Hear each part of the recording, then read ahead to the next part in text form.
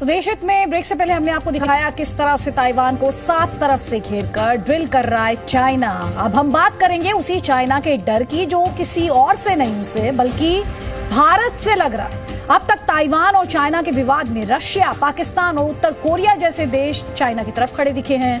वहीं America, Japan, Australia, Britain, Germany और कई नेटो देश ताइवान की तरफ हैं। अब चाइना को डर ये सता रहा है कि भारत का रुख क्या होगा, क्योंकि इस तनाव में भारत जिस देश का साथ देगा उसे रणनीतिक और कूटनीतिक फायदा दोनों होंगे।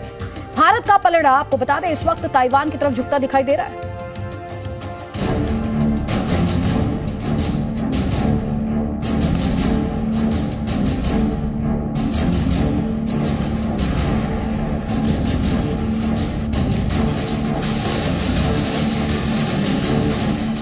अमेरिका की प्रतिनिधि सभा के स्पीकर नैन्सी पेलोसी जब तक ताइवान में थी तब तक अमेरिका को आग से ना खेलने की धमकी देने वाला चीन सिर्फ जुबानी गोले बरसा रहा था।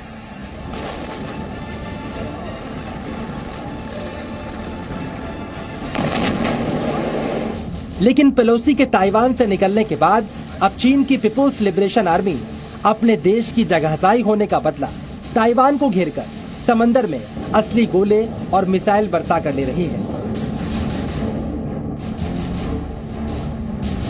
वैसे तो ताइवान चीन की घुसपैठ का आदी है, लेकिन इस बार ताइवान को 7 तरफ से घेरकर युद्धाभ्यास किया जा रहा है, इसलिए टेंशन थोड़ी ज्यादा है। और इधर दुनिया भर के देश अपनी अपनी सहूलियत के हिसाब से चीन के खिलाफ या चीन के समर्थन में बयान दे रहे हैं। इस बीच दुनिया की निगाहें एशिया के सुपर पावर हिंदुस्तान पर टिकी, क्योंकि भारत का रणनीतिक या कूटनीतिक समर्थन मिलना किसी भी देश के पलड़े को मजबूत कर सकता है। क्यों ताइवान के मुद्दे पर भारत की भूमिका बेहद अहम हो जाती है, यह हम आपको आगे बताएंगे। लेकिन पहले समझिए आखिरकार चीन इस वक्त भारत को लेकर क्यों डरा हुआ है। सबसे पहले आप ताइवान वॉर के बाद भारत से उठ रही आवाजों को सुनिए और समझिए। अमेरिका की प्रतिनिधि सभा की स्पीकर की ताइवान यात्रा के बाद अब भारत में मांग उठ रही है कि भारत के सांसदों को भी ताइवान की यात्रा करनी चाहिए। पूर्व केंद्रीय मंत्री और कांग्रेस नेता मनीष तिवारी ने लोकसभा स्पीकर ओम बिरला को एक सुझाव दिया कि इस बात के ऊपर सोच विचार करना चाहिए कि एक भारतीय संसदीय प्रतिनिधिमंडल क्या उसको भी ताइवान जाना चाहिए। सवाल आता है तो सबसे अग्रसर पंक्ति में आपको कांग्रेस खड़ी दिखाई देती है। पेलोसी की यात्रा के बाद चीन की बौखलाहट और हथियारों की प्रदर्शनी दुनिया देख ही रही है। ऐसे में भारत में इस तरह की मांग उठना भी चीन की बौखलाहट को बढ़ा गया। अब जरा भारतीय सांसदों की ताइवान यात्रा की मांग के बीच चीन की तरफ से आया यह बयान सुनिए, जिसमें वो भारत को अमेरिका जैसा कदम उठाने से बचने की सलाह दे रहा है। भारत एक चीन नीति पर कायम रहे। एक चीन नीति अंतर्राष्ट्रीय समुदाय के लिए साझा सहमति का सिद्धांत है। इसमें भारत भी आता है और ये चीन के दूसरे देशों के साथ संबंध विकसित करने का मूल आधार है। चीन का ये बयान बताता है कि ताइवान को घेरकर मिलिट्री ड्रिल कर रहा चीन अब डरा हुआ है, कहीं भारत ताइवान के समर्थन में कोई बयान न दे दे या फिर भविष्य में अमेरिका की तरह ताइवान से अपने संबंधों को मजबूत करने की कोशिश न करे, क्योंकि ताइवान की तरह चीन भारत के साथ भी सीमा विवाद को भड़काने की कोशिश कर रहा है।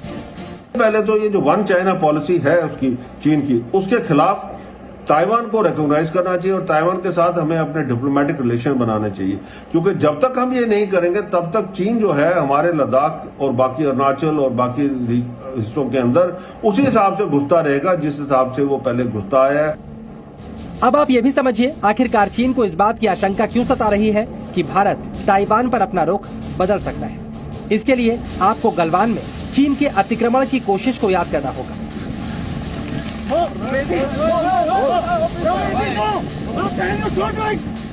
और अब आप इस पोस्टर को देखिए। गलवान की लड़ाई में जब भारत के जवानों ने चीन के सैनिकों की लाशें बिछा दी थी तब ताइवान कितना खुश था। इसका अंदाजा आप ताइवान टाइम्स के इस पोस्टर से लगा सकते हैं। ताइवान टाइम्स ने गलवान वाली खबर पर एक तस्वीर बनाई जिसमें श्री राम को धनुष बाण के साथ ड्रैगन पर हमला करते दिखाया गया और तस्वीर के साथ लिखा गया, हम मारेंगे हम जीतेंगे। इस खबर का शीर्षक था, भारत के राम ने चीन को मारा। दुनिया के कई देश जब गलवान पर कुछ बोलने को तैयार नहीं थे और पिटने के बाद भी चीन लगातार गलवान में अपनी जीत का दुष्प्रचार कर रहा था, ऐसे वक्त में ताइवान ने भारत की बात मानी और ताइवान की मीडिया में भारत की गलवान विजय को विस्तारवाद पर लोकतंत्र की जीत की तरह दिखाया गया।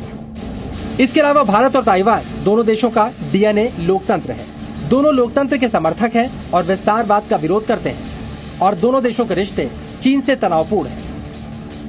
वैसे तो भारत वन चाइना पॉलिसी का समर्थन करता है, लेकिन ये भी सच है गलवान की घटना के बाद दिल्ली ने कई ऐसे कदम उठाए जिससे बीजिंग को झटका लगा। भारत ने अगस्त 2020 में ताइवान के पूर्व राष्ट्रपति ली टेंग हुई के निधन पर अपने शोक संदेश में उन्हें मिस्टर डेमोक्रेसी कहा। राजनयिक कार्यों के लिए ताइपे में भारत का एक दफ्तर भी है, लेकिन उसे दूतावास नहीं कह सकते। अब तक दोनों देशों के संबंध शिक्षा, संस्कृति और व्यापार से जुड़े रहे हैं। ताइवान का नई दिल्ली में ताइपे आर्थिक और सांस्कृतिक केंद्र भी है। अब सवाल यह है कि चीन अगर ताइवान पर हमला कर देता है तो भारत की भूमिका क्या होगी। अभी जो फिलहाल चाइना ताइवान के टेंशंस और अमेरिका की टेंशंस बढ़ी हैं, इसमें भारत को इमीडिएटली सतर्क रहने की जरूरत है अपनी एलएसी को लेकर के।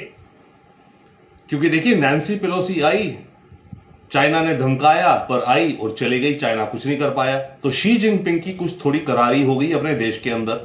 शी जिनपिंग भारत की बाउंड्री एलएसी पे कोई एडवेंचर कर सकते हैं आने वाले दिनों में, गलवान जैसा या गलवान से थोड़ा बड़ा।